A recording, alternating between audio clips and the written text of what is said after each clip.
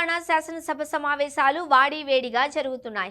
విద్యుత్ రంగంపై చర్చ సందర్భంగా అధికార ప్రతిపక్ష సభ్యుల మధ్య సవాళ్ల పర్వం చోటు చేసుకుంది. మాజీ మంత్రి బీఆర్ఎస్ ఎమ్మెల్యే జగదీష్ రెడ్డి మాట్లాడుతుండగా ముఖ్యమంత్రి రేవంత్ రెడ్డి జోక్యం చేసుకున్నారు. బీఆర్ఎస్ ప్రభుత్వ హయాంలో జరిగిన విద్యుత్ కొనుగోళ్ల ఒప్పందాలలో అవినీతి చోటు చేసుకుందని ఆరోపించారు.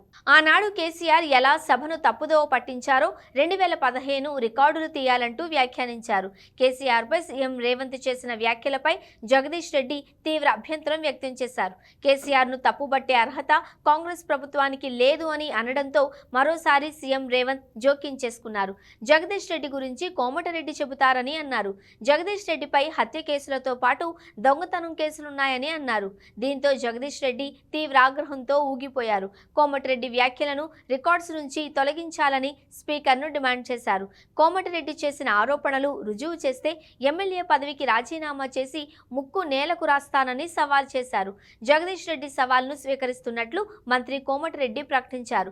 జగదీష్ రెడ్డిపై కేసులు నిరూపిస్తానని, నిరూపించకపోతే రాజీనామా చేస్తానని అసెంబ్లీలో ప్రకటించారు.